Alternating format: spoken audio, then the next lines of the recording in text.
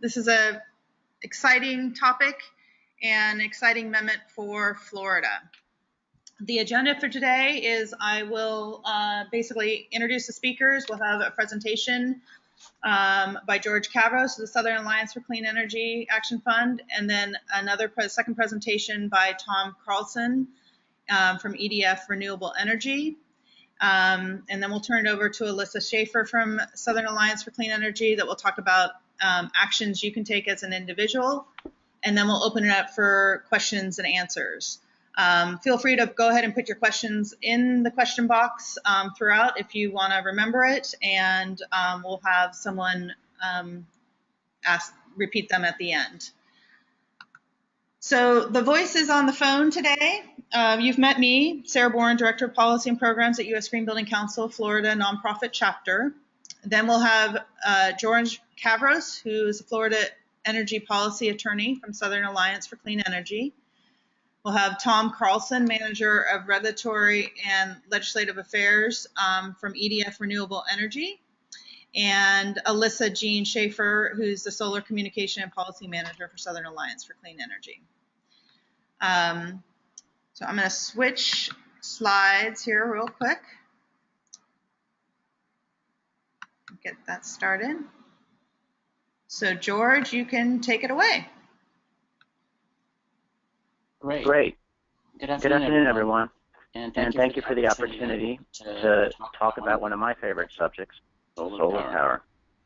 First, Southern Alliance for Clean Energy is a regional nonprofit that promotes responsible energy choices that work to address the impacts of global climate change. And that entails a focus on greater energy efficiency implementation and meaningful solar development. And these are the policies that I work on at the state level. George, before we look at it, sorry to interrupt. There is feedback with your audio. Are you on your phone, or is it? I am on my phone. Okay. I'm getting that feedback.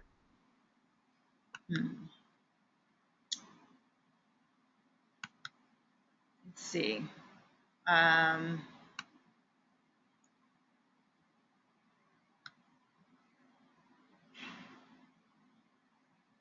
I'll try muting me. Okay. Before we look at Amendment 4, let's review a few basic solar concepts. Could we go to the next slide? Great. You often hear the term utility solar, or supply-side solar, or customer-sided solar, or demand-side solar. And let's distinguish between the two. Is that better, Sarah? Not really, at least from my end. So let me see. Everybody's muted. I was muted. I can mute everybody else, just in case.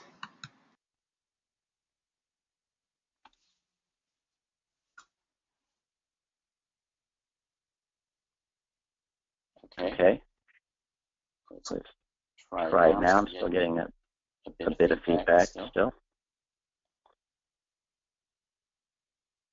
So supply-side solar refers to larger system sizes.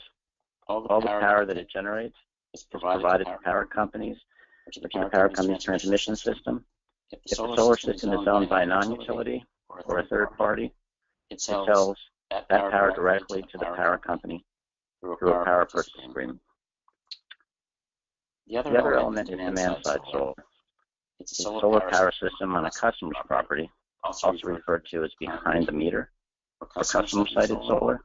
The solar-generated electricity offsets the power the customer might otherwise use from the power company, and if the system produces any excess, it is sent back to the grid through a net metering policy. So George, we're still having issues, sorry. Let's try, are you speaking through your speakerphone? I am not. Okay.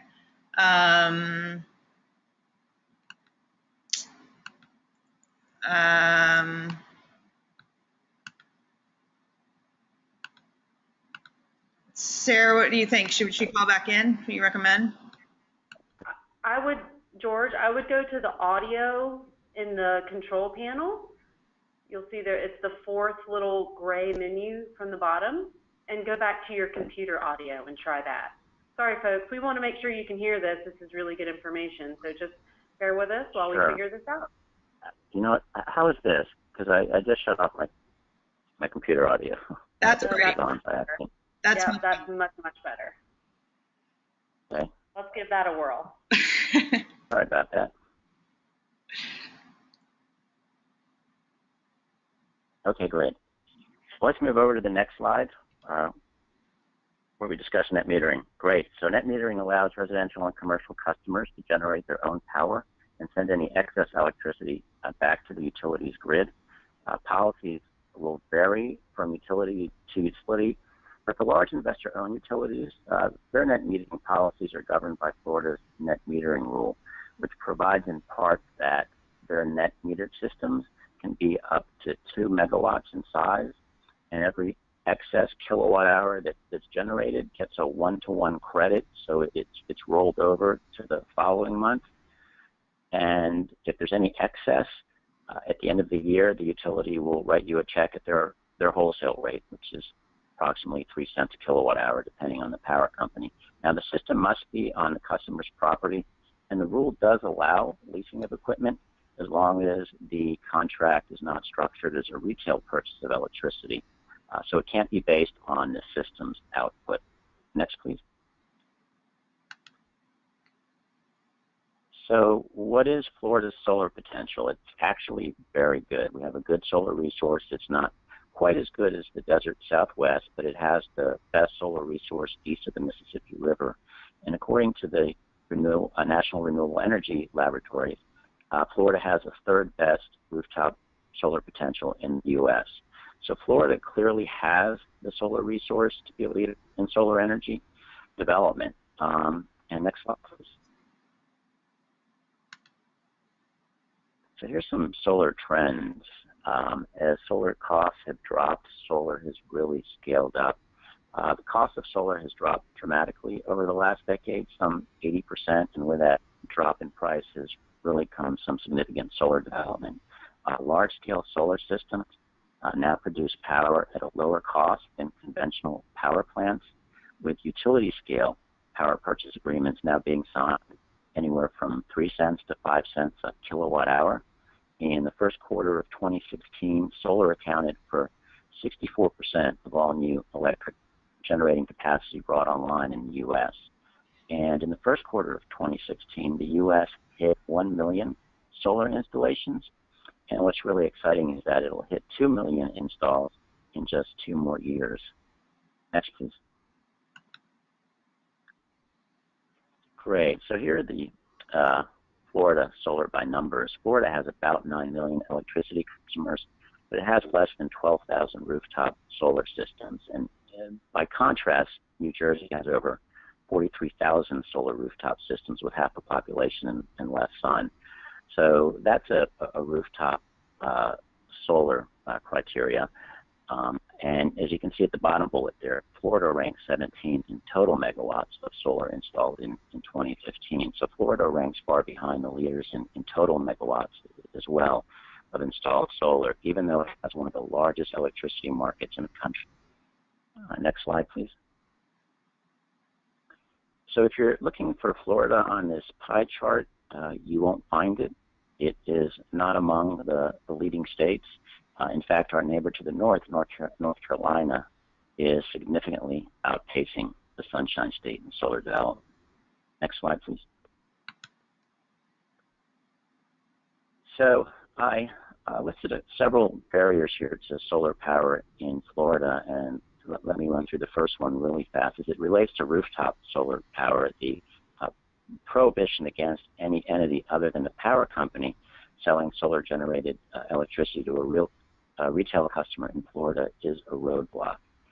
This third-party sale arrangement between a solar company and a customer has been a major driver in residential rooftop solar development in states like Colorado, New York, California, and New Jersey.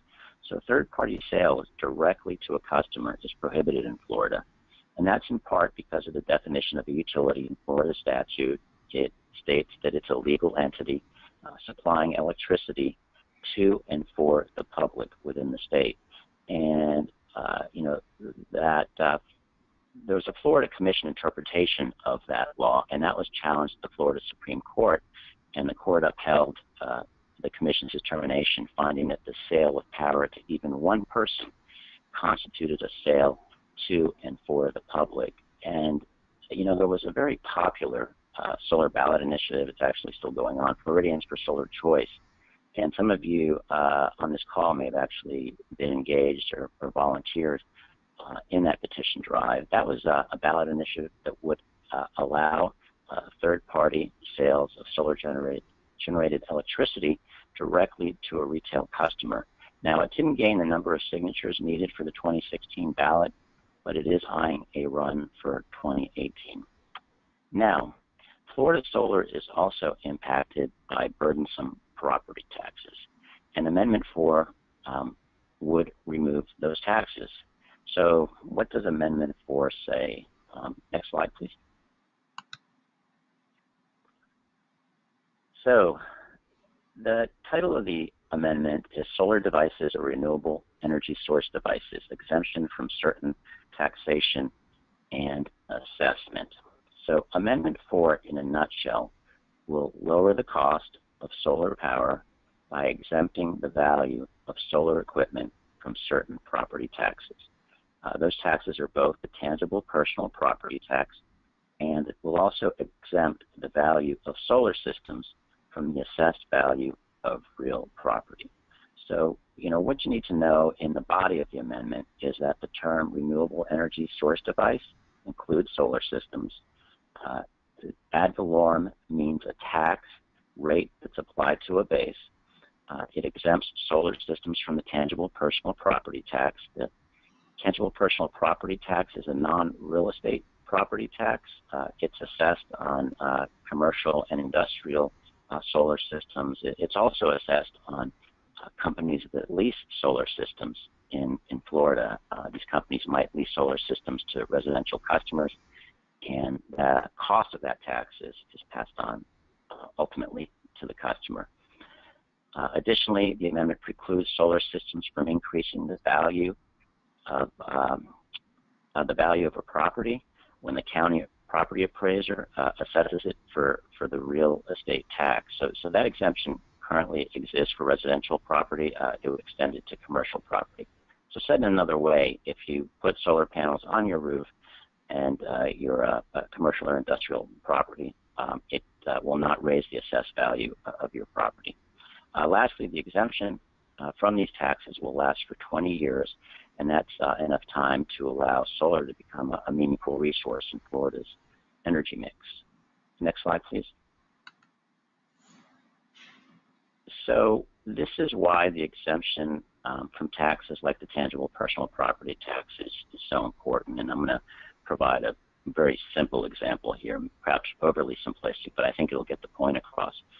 So for the tangible personal property tax, if a new, say, 6 kilowatt solar system has a $20,000 value, and the county's millage rate, which is essentially its property tax rate, is 2%, then the first year tangible personal property tax on the solar system is $400. And this system will continue to be taxed annually on its declining value. And solar developers have told me that this raises the cost of solar power, or rather solar-generated electricity, for them anywhere from 2 to 5 cents per kilowatt hour. And in Florida, a few cents per kilowatt hour can make the difference between going solar or not going solar. So Amendment 4 energy costs. It'll keep energy dollars here in our state. It will help create good-paying solar jobs, and it will provide greater access to solar. Next slide, please.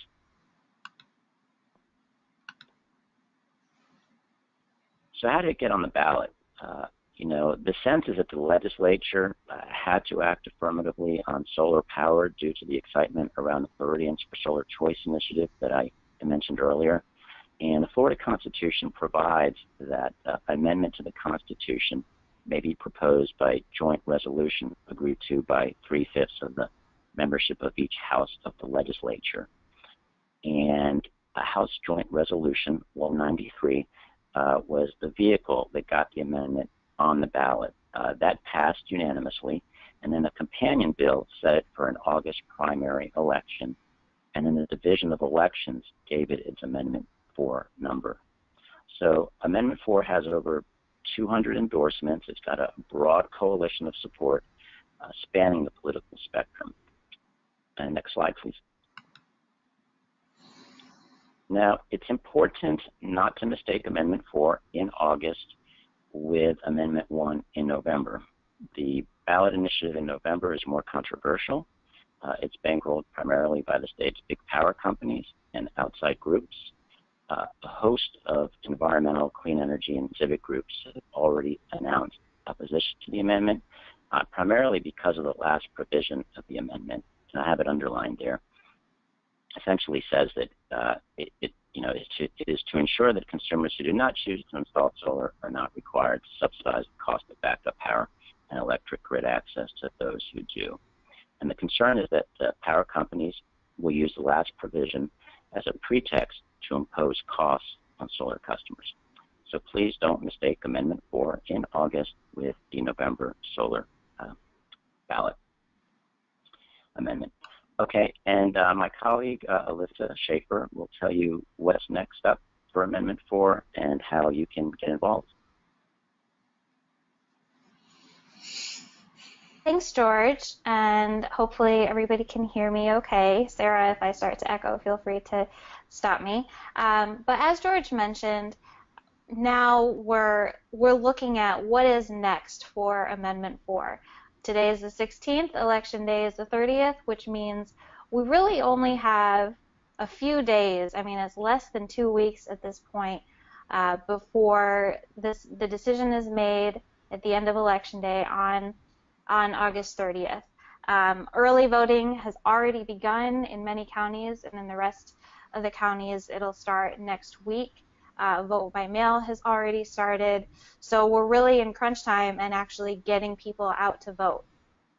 Because of the nature of this initiative, there is a 60% threshold, so we have to at least get 60% of the vote of everybody that turns out on the 30th, including the vote by mail and the early voting, of course.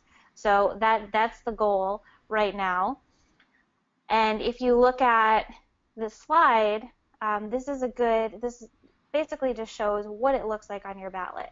Obviously, depending where you live, there are a lot of different things on different ballots, depending on the local races and different things that may be going on for your precinct. But this is generally what Amendment 4 will look like on your ballot. It's usually towards the end. Sometimes, like if it's a vote by mail ballot, it could be on the back side. So if you get any questions about where is it on the ballot, or I'm not sure what it looks like, this just gives an example of where it is, what it looks like, and obviously we want the yes bubble filled in because we are shooting for that 60%. Once we do get 60%, being optimistic here, the next step for Amendment 4 will be implementation. So figuring out the exact logistical details of how this will be applied to future solar installations, both large and small. This is something that will go back to the legislature in 2017. Next slide.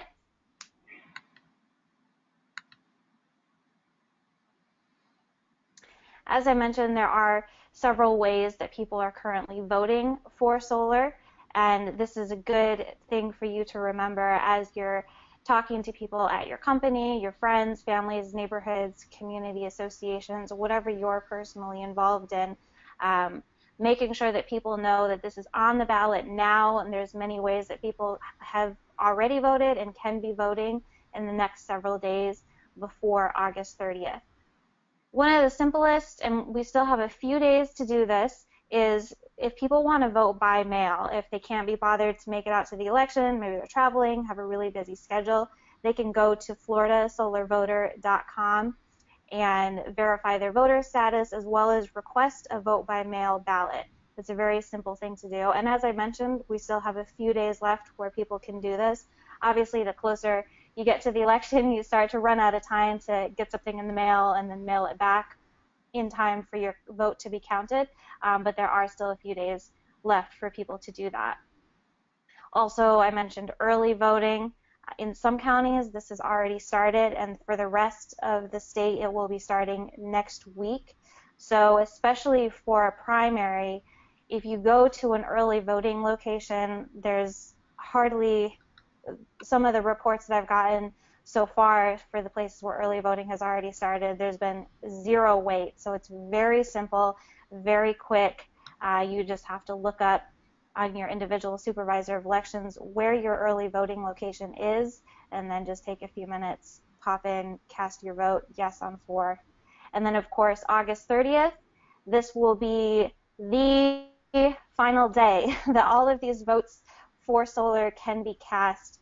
And ultimately, our goal here in the next several days is to make sure we're sharing this information and sharing this message and getting people to vote yes on 4 through all of our outlets, including social media, conversations that we're having, all these different organizations and networks that we find ourselves a part of. Next slide. One of the best ways, and I get this question a lot, is, how can I get updates, or if I want to share a graphic, or if there's a news story, like how can I get up-to-date content, because I want to help spread the message, but I'm not sure how, and I like sharing pictures, but I'm not sure where to find them. One of the most up-to-date sources for all of that sort of material is on the campaign Facebook page.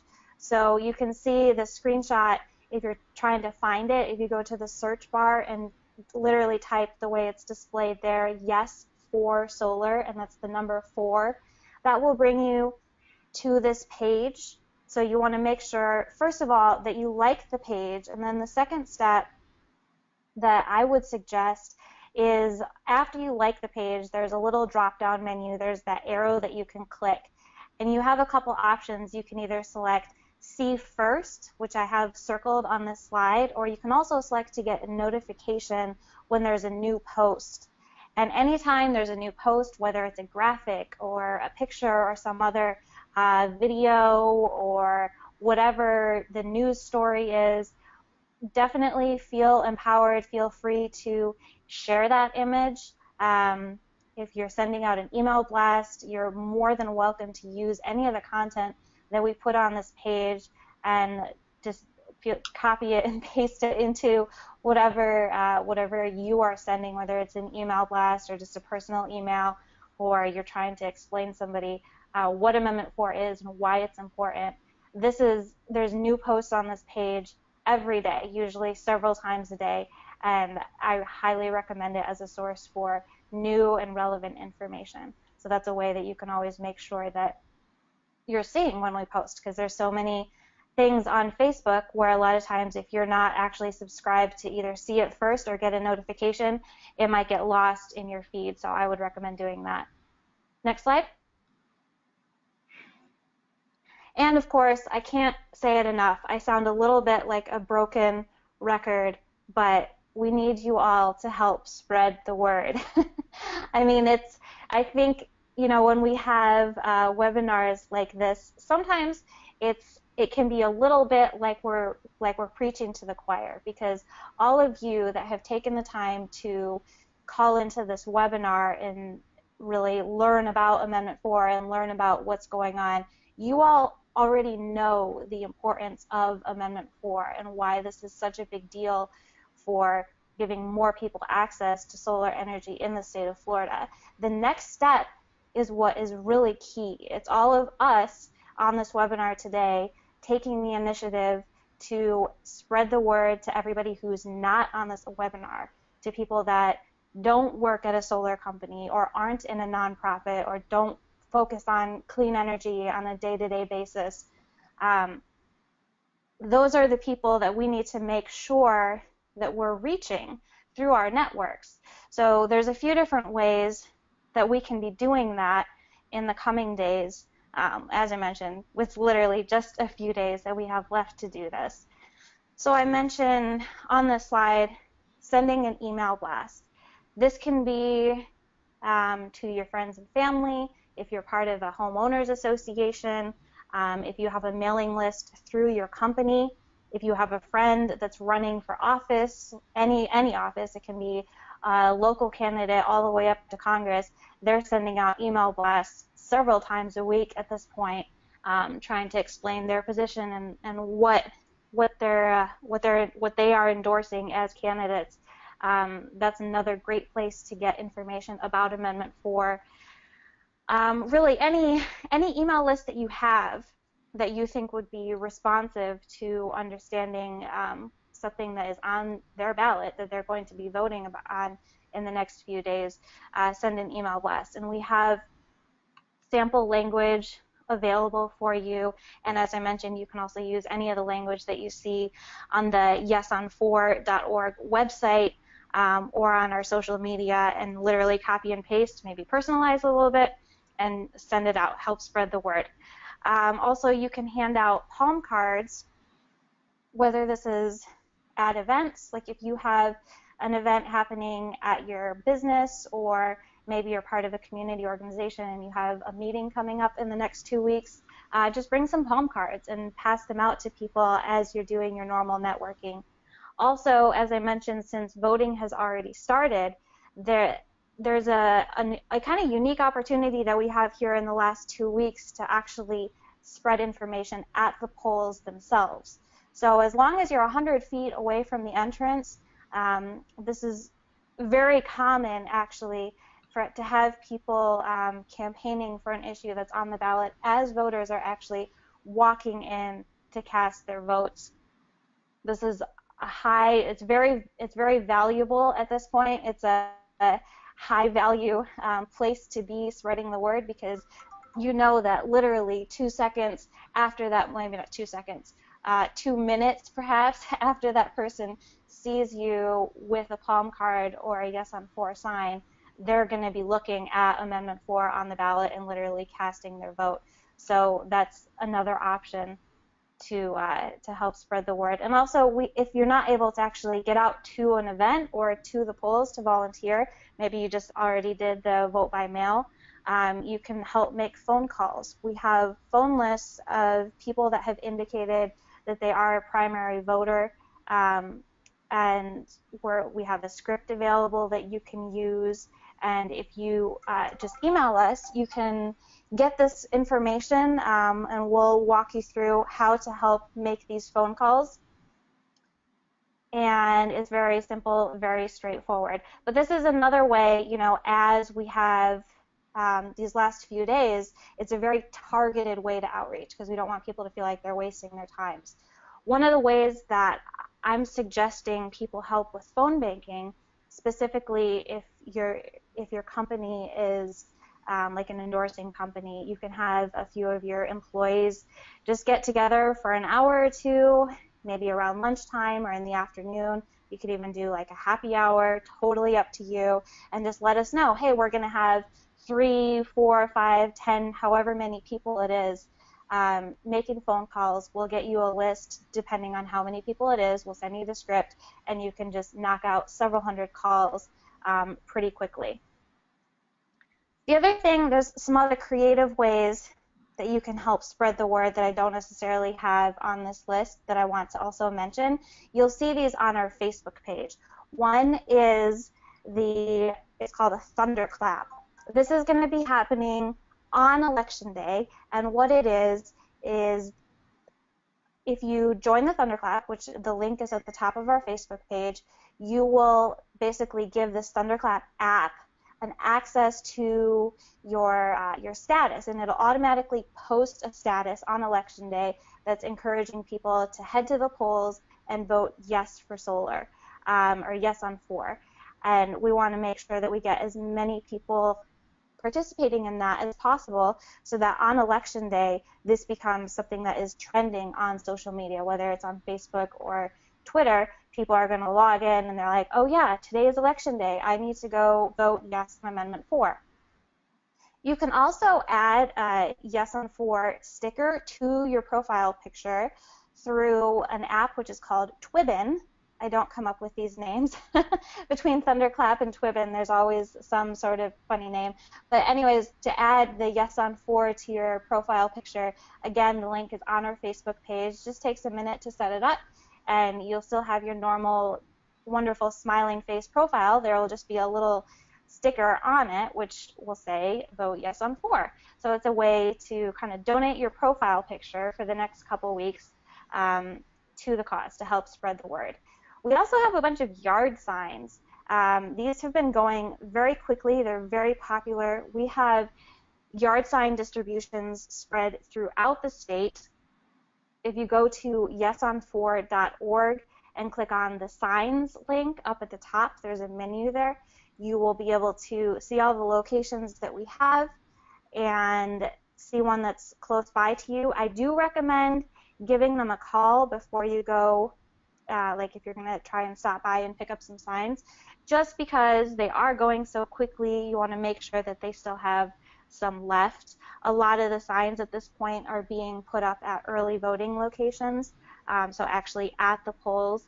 So I don't want anybody to be disappointed if they are having trouble finding a sign, but we do have some signs that you can also print yourself, and we've had some volunteers get really creative with that too. So we encourage a lot of creativity here in the last couple weeks, and we're definitely welcome to all of your ideas.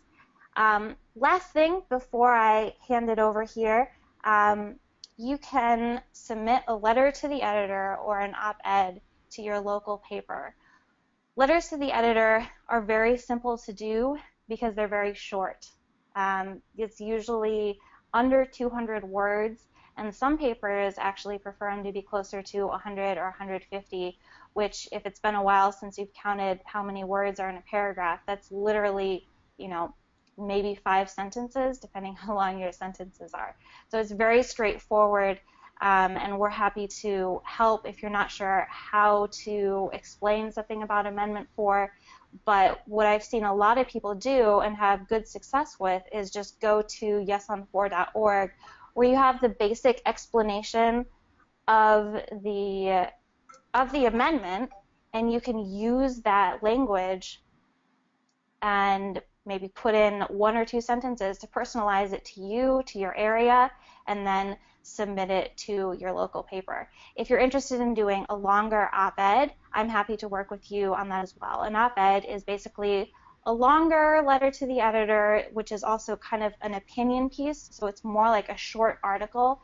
They're usually maybe around 500 words, and that's something that, for example, if you are a CEO of a company or a community leader or have some sort of role in your community, there's usually an opportunity at local papers to present these longer sort of pieces too. So at this point, I'm going to hand it over to Sarah for our next speaker. Great, Alyssa. Thank you very much. While I'm switching gears here, getting to Tom's presentation. Here we go. And Tom, you can take it away. Okay, thank you very much, Sarah. And are you going to give me control here, or are you going to flip through the slides yourself? Yeah, let me give you control. Thank you for reminding me. Okay.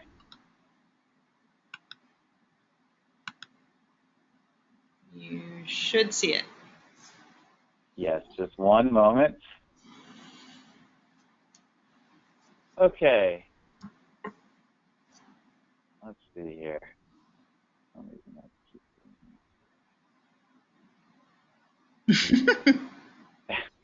Something is going wrong with my PowerPoint here. Let's try this again. There it goes. And on my screen, I see a link. Is that coming up on your screen as well? It is. Okay, let's see. Now it went away. Yeah. Okay, for some reason it's on this first slide, but that's okay. We'll just go forward. Thank you very much, Sarah, and also thank you very much to the U.S. Green Building Council Florida chapter for hosting this webinar.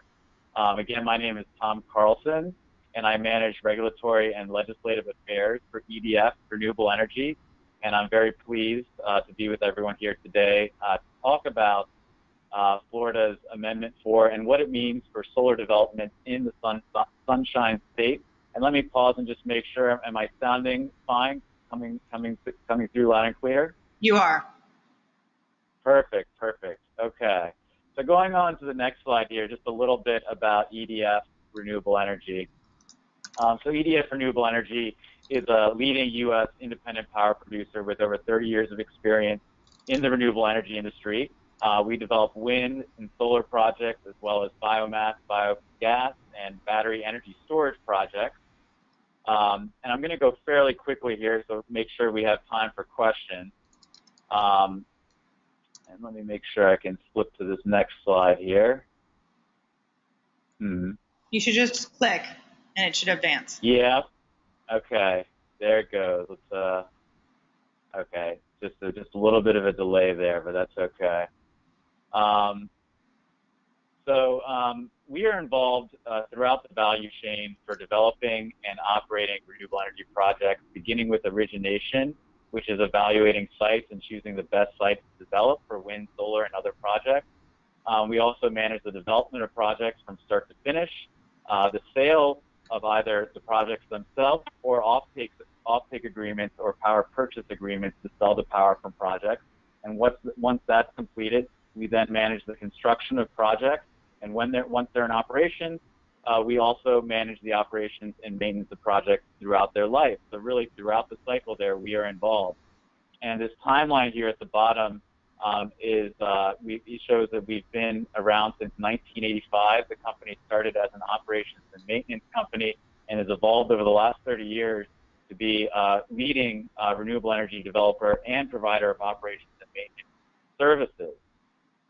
This next slide here, let's see, there it goes, shows our corporate structure. So EDF Renewable Energy is a subsidiary of EDF Energy Nouvelle, and EDF Energy Nouvelle is the global renewable energy arm of EDF Group, and then EDF is the leading electricity company in the world. EDF Renewable Energy headquartered in San Diego, California, and the company, we have over 1,000 employees across North America. And this next slide here shows our activities throughout the continent. And what you can see here is, to date, wind development has been our major focus. The red squares here are wind. And then you'll also see we're doing more and more solar development. The orange suns on the map are solar development. We've done a few biogas projects. These are the blue triangles, and we've done one biomass project. You can see the blue circle there in South Carolina. And we've done one lithium-ion battery energy storage project so far. It's the orange triangle there in Illinois. And you can see the green circles. We are a major provider of operations and maintenance services. So we don't only develop, we also operate and maintain. And you can see right now we do not have any projects yet in Florida, but we're definitely hoping to develop in Florida coming soon, and we're going to be talking more about that here. So some more key figures about the company as background. There at the bottom, you can see we've developed 8 gigawatts. That's 8,000 megawatts of renewable energy throughout the continent, throughout North America. We've divested a little over 4 gigawatts. That means we've sold about 4 gigawatts, a little over 4 gigawatts of projects. And you can see at the top here, we have an installed capacity of, let me go back to that, we have an installed capacity of a little over 4,000 megawatts total throughout North America. And you can see most of that's in wind, but we have a little over 500 megawatts in solar. And you can see on the right-hand side, we operate and maintain almost going on 11,000 megawatts, 10,933 megawatts so far. So that's a major part of our business as well. The next slide here, we are actually the largest third-party provider of operations and maintenance services in North America. We operate the projects we own, and we also operate projects that are owned by other entities. Recently, we acquired Grow Solar. This was in April 2016, and Grow Solar is now being operated as an independent subsidiary of EDF Renewable Energy. Grow Solar specializes in developing solar projects, solar PV projects, ranging from 1 to 30 megawatts. And I apologize if the slide seems to be skipping backwards, but again, Grow Solar focuses on solar PV projects ranging from 1 to 30 megawatts in scale. They've been in operation for 17 years. And on that note, EDF Renewable Energy focuses on projects ranging from smaller scale all the way to larger scale projects as well. These are a few examples. This is our McHenry battery energy storage project in near Chicago, just north of Chicago, Illinois. And then there in the bottom left here, you have our Catalina utility scale solar project. That's a 143 megawatt project in California. And then on the right there, that's our Spinning Spur 2 wind project, the 161 megawatt project. So just to get a sense of the scale, and that one is in Texas. All right, now turning to Florida, which is really what we're here to talk about. This slide here, it comes from research done by Stanford University researchers, and you can find this research at the solutionsproject.org, so the solutionsproject.org. And what you see here is that what they looked at is how could every state in the country achieve 100% renewable energy in 2050. So that's obviously shooting for a really high level. But I think what's interesting here is it gives you a sense of the great resource that Florida has. And if you look at the solar numbers here, it really adds up to potentially 79% of Florida's energy needs being met by solar through 2050. Now, of course, there are other resources out there, but it's great to see this excellent resource. And one thing to note here at the top, residential rooftop PV. On the left-hand side, on the top right, commercial government rooftop PV. I'm actually going to ask if we can switch to me giving presentation control back, because there seems to be some issue where my slides are clicking around. So I apologize, Sarah, but let me go ahead and switch back to you and let you take it from there, if that's okay. That is fine. Yeah. So what's I should have done that from the start, but that's okay. It worked in practice, but not right now. So let's switch over to you. So can you all see? Yeah, I can see. So I assume others can too. Is so this... if you go back one slide. Okay, there you go. Okay. So sorry about that. Sorry for the technical difficulty there. So once again, just wanted to note the great solar resources Florida has. You got PV at the top there, rooftop PV, residential and commercial rooftop PV could amount to about 19%. That's really what the potential is. And solar PV plants, that's those utility scale plants that I talked about before, the really large plants could be up to 50%. And then concentrated solar power plants, that CSP plants, could be up to 10%. So just give you a sense of the scale there for Florida. It's really great. Next slide, please.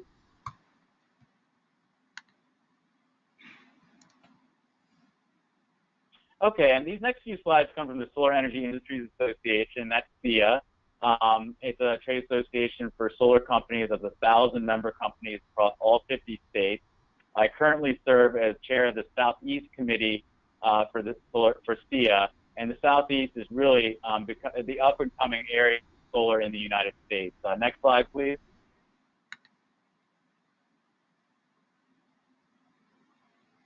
And this slide shows jobs, solar jobs in the United States. So there are nearly 209,000 American workers in solar, and that's more than double what the number was back in 2010. The industry is growing rapidly. Next slide.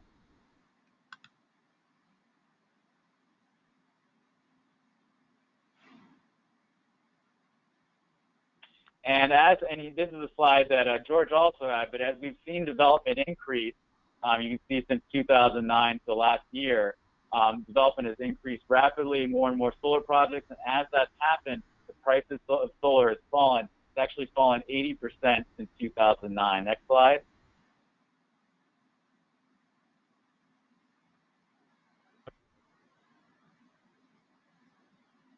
Next slide, please.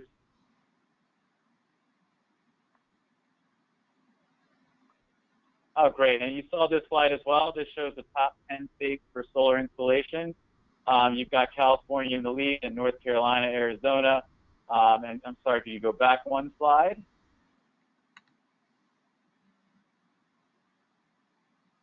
And what I was going to note, of course, George mentioned this too, Florida is not on the list. So now you can go to the next slide. Thank you.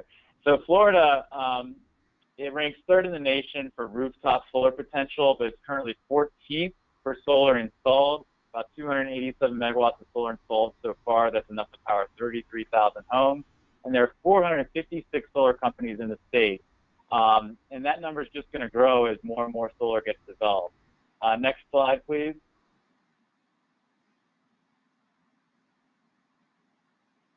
So this is the slide where we're really getting down to brass tacks. I know we've got 11 minutes here, so I'm going to keep going quick.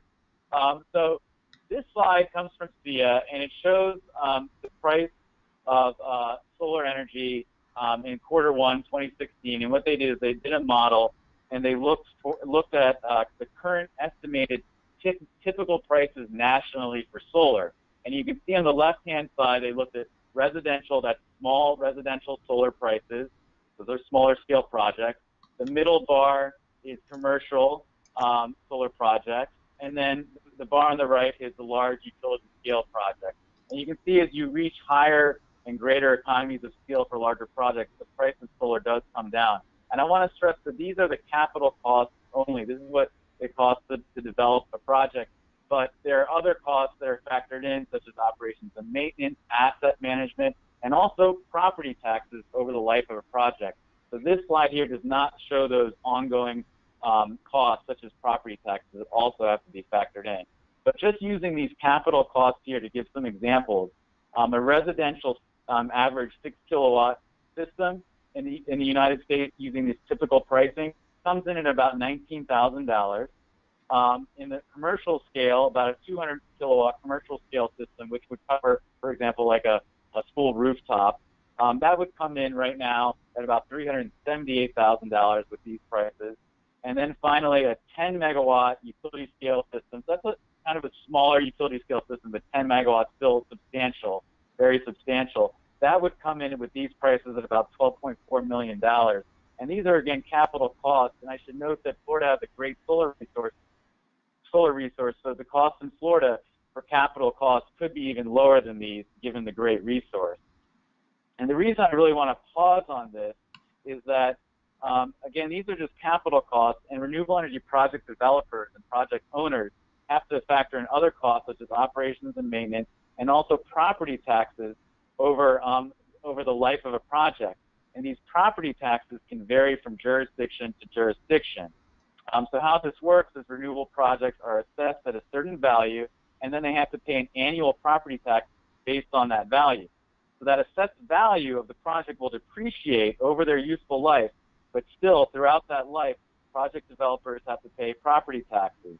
And when they're developing a project and deciding what price they're able to sell the project at or to sell the power of the project at, they have to factor in these property taxes that are going to be paid over the life of the project. And across the country, local property tax rates can vary from anywhere to under 1% to around 3.5% per year. And ultimately, factoring in property taxes can represent the difference between a project moving forward at a competitive price or not moving forward. And it also makes a big difference determining whether or not you're going to develop in one state versus another or one county or another. So they're really a big deal when you're talking about price. Next slide, please. So some more good news on price. There's a firm that every year, the firm is called Lazard, and they're a financial advisory firm. And every year, they've been putting out a study that looks at the levelized cost of energy, the LCOE, for different new generating facilities. So they look at wind, solar, they look at nuclear, they look at fossil resources, natural gas and coal, and they say, well, what's the levelized cost of energy for these new resources? And what they've found, again, is that solar resources have fallen about 80%, and wind resources about 60% since 2009. And in some parts of the country where the resource for wind or the resource for solar is great, these resources are actually the most competitive, and they're the lowest cost resource available, even compared with anything else available. So going to the next slide, please.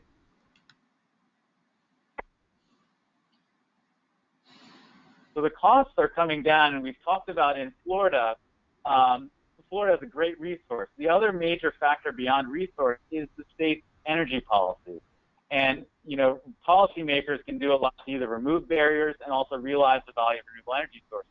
Right now, as we've discussed, Florida, under the Constitution, renewable projects pay full property taxes, but Amendment 4 would allow the legislature to offer property tax abatement.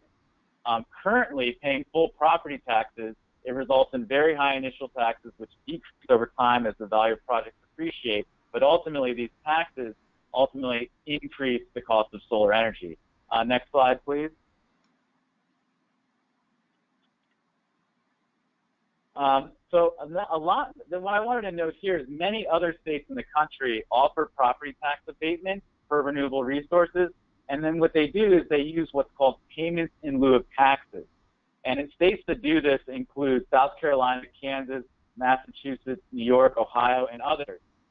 So in Kansas, for example, pilots, these are payments in lieu of taxes, they're standard practice for the wind industry.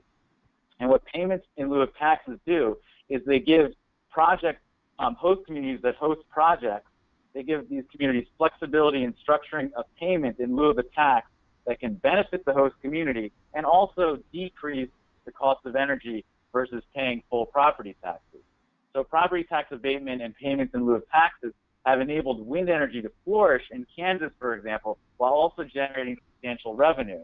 So Kansas ranks 6th in the nation for installed wind capacity, but Kansas counties also receive more than $10 million each year in payments in lieu of taxes and also donations from wind developers. So there's ways that this can really be a win-win where you get low-cost energy, and with a payment in lieu of tax, you can also generate revenue for local government. And it's really important for us as developers to work out these types of payments because we work with local permitting authorities that are looking at all the economic benefits of projects. And we want our projects to benefit in multiple ways: construction jobs, operations jobs, payments to local government, and also providing low-cost electricity for ratepayers.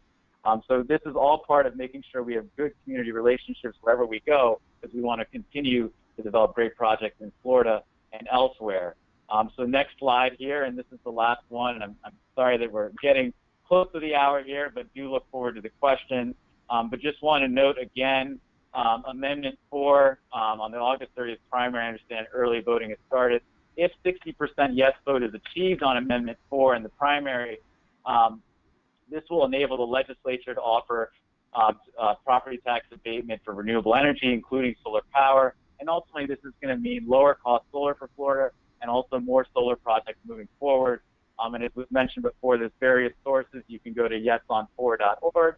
You can go to facebook.com/yes4solar. That's the numeral 4, yes for solar, or twitter.com/vote4solar. And then finally, the last slide is my contact information, and that's also provided as a PDF. I know, so you can contact me if you have any other questions, given that we don't have a lot of time, but I will turn it back to you, Sarah, and look forward to the questions. Thank you. Great. Thank you, Tom and George and Alyssa. Now we'll entertain questions. Since there are so many people online, if people can raise their hands, we'll unmute you, or go ahead and type your question in the question line. And while people are raising their hands, I'll turn it over to you, Sarah Gilliam, with Southern Alliance for Clean Energy, to pose some of the questions that were in the question box. Absolutely.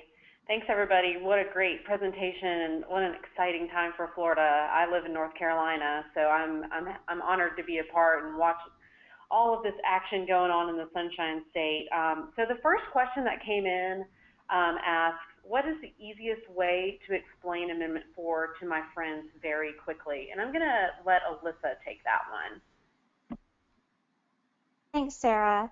So to summarize Amendment 4, you basically can say that this is a measure that would remove taxes that are currently making solar and other renewable energy more expensive than it needs to be. And by doing this, it lowers energy costs in Florida, can help create jobs, and makes affordable solar more accessible for Floridians. And this basic description can also be found on yesonfor.org.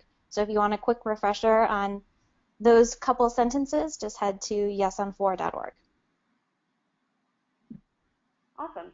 All right. And I was kind of chatting along some helpful links in the chat box, which is the last little gray box on your control panel that you can check out some links to our Facebook page, how to find your registration status and polling location, all kinds of stuff that we've kind of hinted on during the presentation.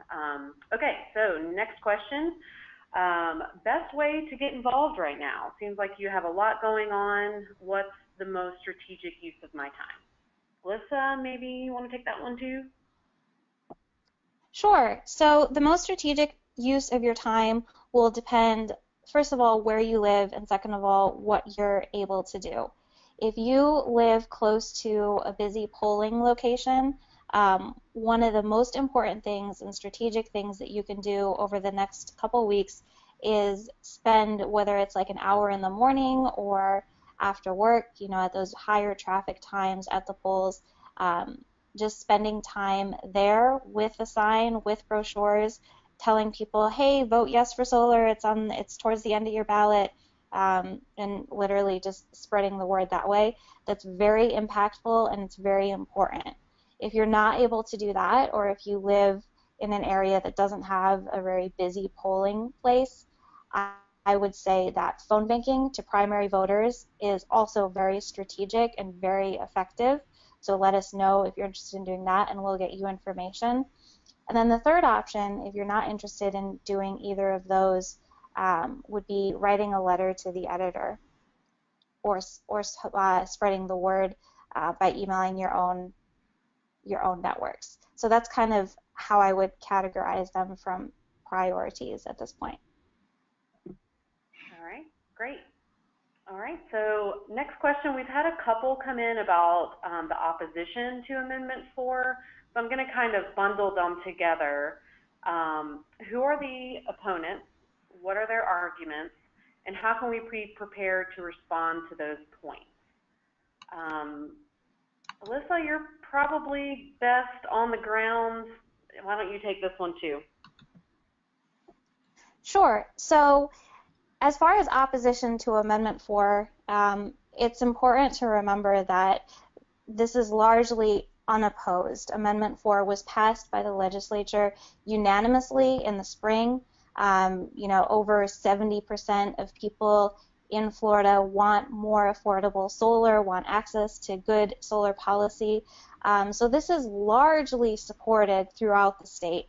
There have been a couple smaller voices pop up here literally in the last week or so, kind of raising some opposition, but most of that has been what I would consider based in misinformation. There were some people that thought that Amendment 4 was creating some sort of handout or carve-out for solar, and they didn't think that that was fair, when in fact Amendment 4 does no such thing. It's not backed by any special interests. It's not creating a handout. It's literally just exempting a tax. The other issue that people get confused about sometimes is they think that, well, since it's a tax exemption, is that going to hurt our local budgets that rely on tax revenue? And the answer to that is very simple. Since this is looking at new solar installations moving forward, this tax exemption is not removing any revenue that currently exists in any of these budgets. So it's not harming any local budgets in any way whatsoever. It's not taking away from your local programs that are funded through taxes. So some of the opposition has been, focused on that, but as I mentioned, it really is misinformation and just misunderstanding surrounding this tax issue. Taxes can be confusing, but Amendment 4 is very straightforward. All it's doing is removing these current barriers that are simply outdated, and they're making energy more expensive than it needs to be. So in general, very well supported across the board, and hopefully that clears up that kind of clump of questions there. All right, thank you. Okay, so this one is kind of a policy question. Why is a constitutional amendment required versus a legislative action? George, you wanna take that one? Sure, that's actually a very good question, and solar proponents have looked at legislative fixes and found that you simply can't do it through legislation. The Constitution, the Florida Constitution, reserves the right to the counties and municipalities to tax property at its just value, and so they don't have discretion at the local level to decide what will or will not be taxed. It's cemented in the Florida Constitution. So in order to provide an exemption of this type, it has to be provided through a constitutional amendment. All right, thank you very much. So another question that has come in, let's see. Are solar leases allowed in Florida? My understanding is power purchase agreements are not, because only certain utilities can sell power. Tom, why don't you cover that one? I'm actually, given the policy focus, I'm gonna give that one to George, if that's all right.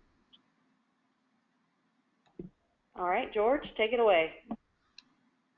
Sure. So,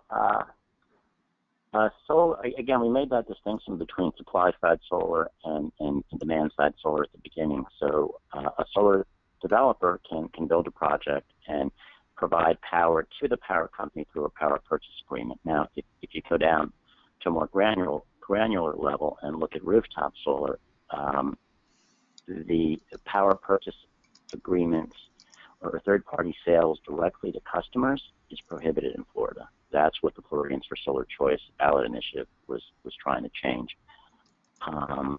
So that is strictly prohibited. In fact, Florida is one of 4 states that expressly prohibits that type of third-party sale directly to a customer. Now, solar leases are allowed, but you have to be very careful about how you structure them because they can't be based on the output of the system. So it would have to be a straight lease. And in that type of contractual agreement, if you can't base on the output of the system, then there's risk on both the person that leases the system and the lessor. So that model has not yet actively or meaningfully sort of developed rooftop solar in Florida yet, but it is allowed for customers to do that. Thank you very much.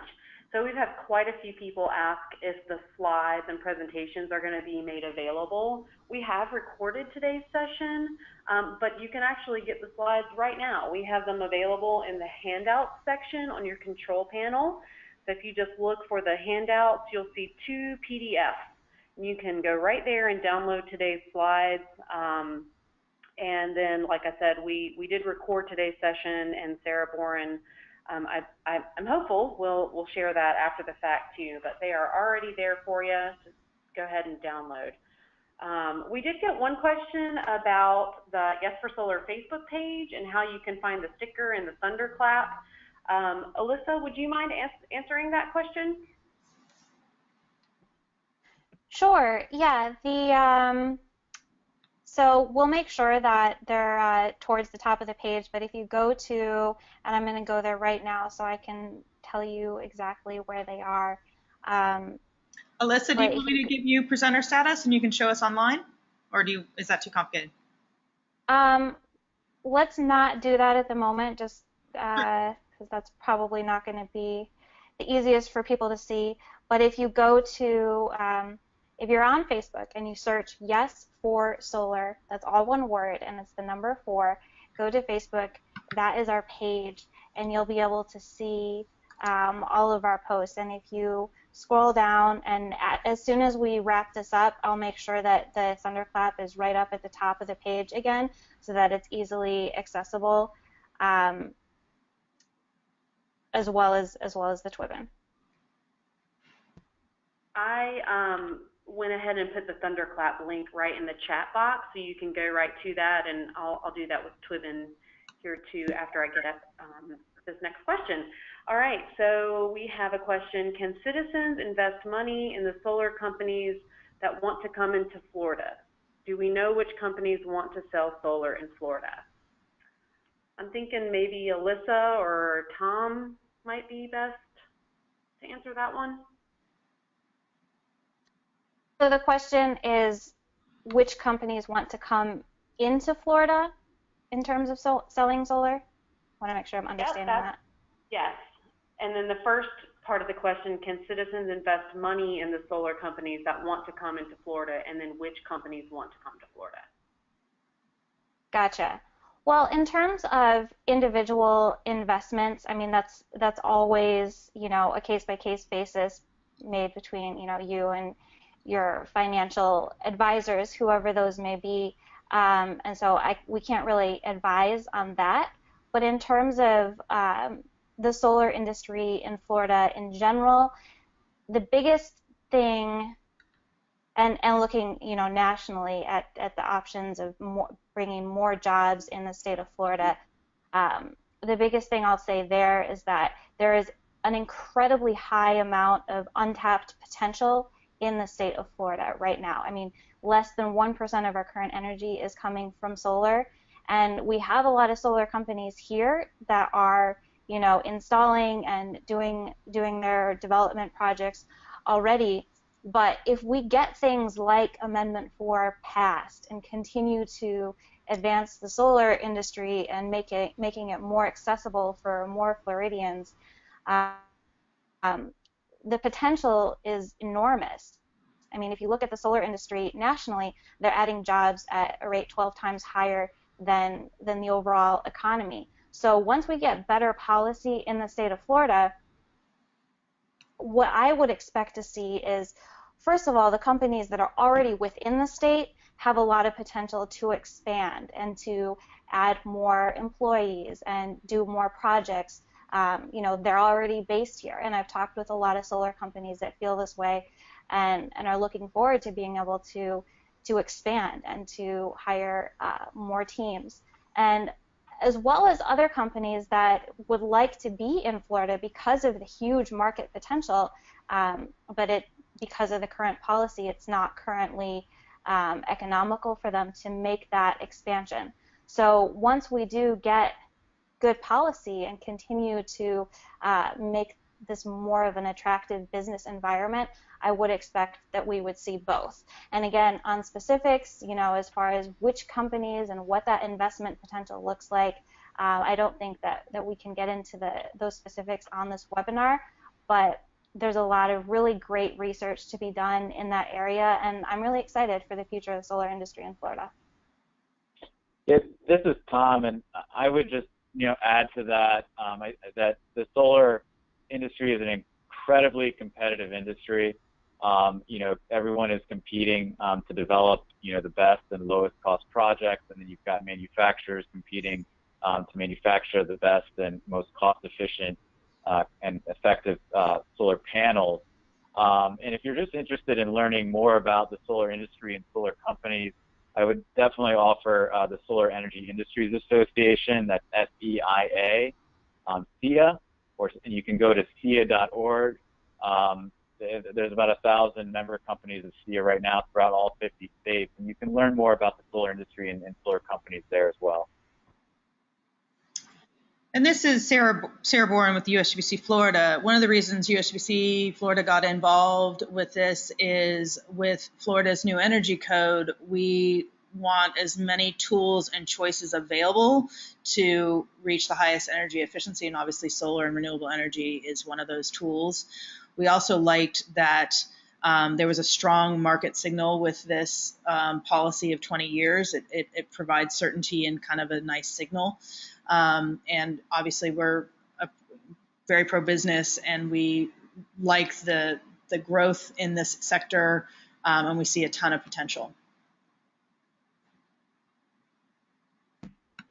All right, well, I believe we've gotten to most everybody's questions, and I do want to respect everyone's time. We're about 1:15. I mean, I hope people are gangbusters going out to the polls and voting yes on 4. If you leave with nothing else, that is, the big takeaway here, because we have to hit that 60% vote in order for this to go past. So, I believe that's all we've got. No more questions. Thanks, everybody. Thank you, George and Tom and Alyssa and Sarah, for all your help. And go forth and vote, please. Thanks, everyone.